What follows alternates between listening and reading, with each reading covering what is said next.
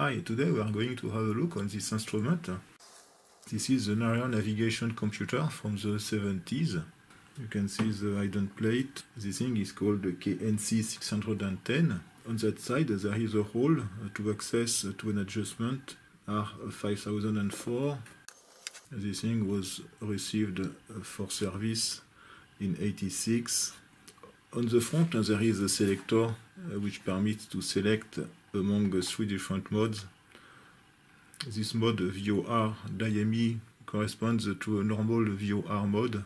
There is also RNAV. This is an in-course navigation mode, and there is an approach mode. In the first mode here, the bearing and the distance selectors are not used. These two knobs are only used in RNAV and approach mode.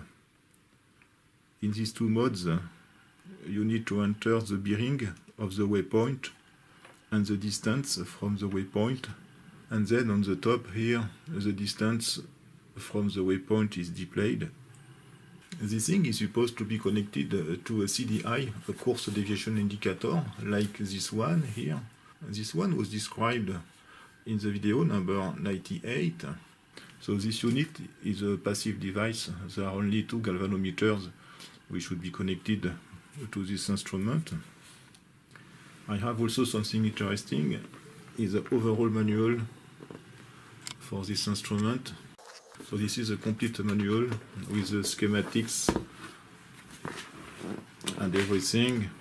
First, let's open this thing to see what is inside, and in a second time I will try to get it work using this ADI and also the vintage Rohde & Schwarz VOR generator.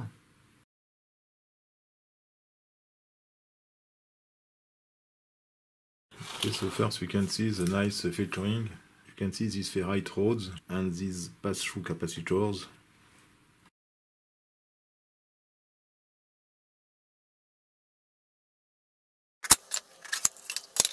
Okay, so let's start with the electromechanical side. So we can see first there is a resolver here.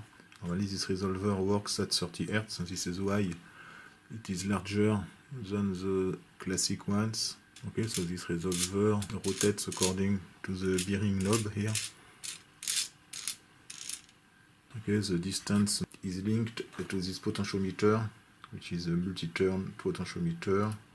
And there is a servo control for the nautic miles indicator here. Okay, so for the servo control there is a DC motor and a potentiometer.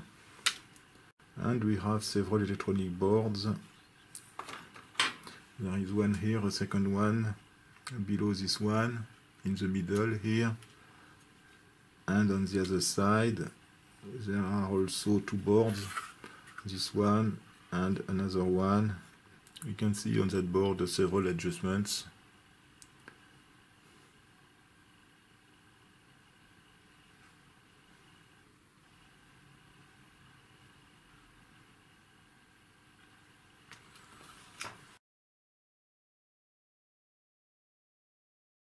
Okay, so we can see that there is a switch which permits to select between a power supply of 14 volts or 28 volts.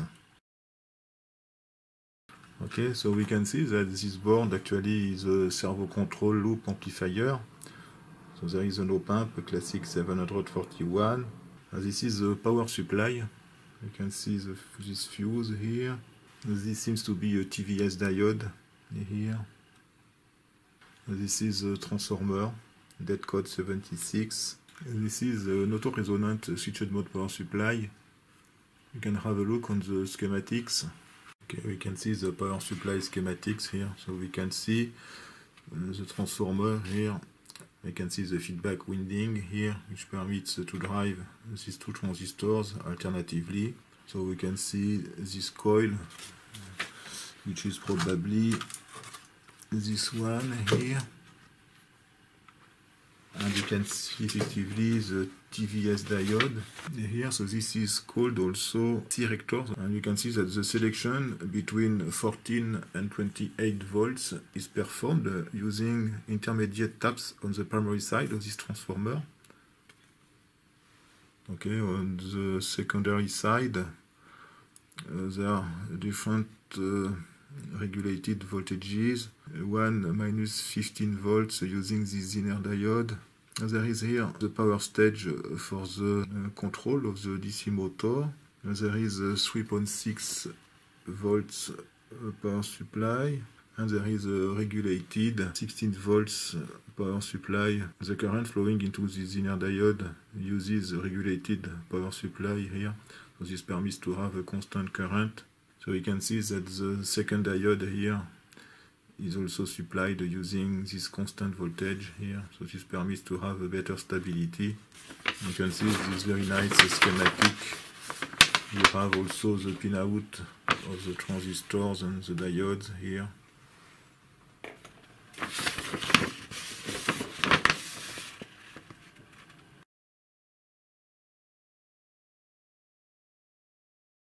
So you have a very nice capacitor here from Electrocube. This is 10 microfarads, 100 volts. There is on this instrument one input board, one output board, and one logic board. This one is a logic board, obviously. There are several logic ICs. And this is the schematics of the logic board.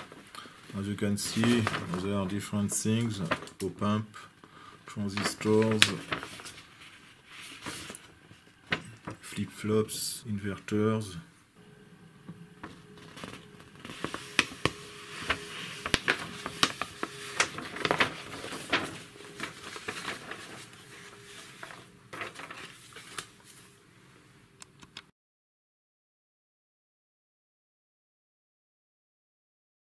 And that's all for this first episode. In the second episode, I will try to get it work. Thanks for watching and see you next time. Bye bye.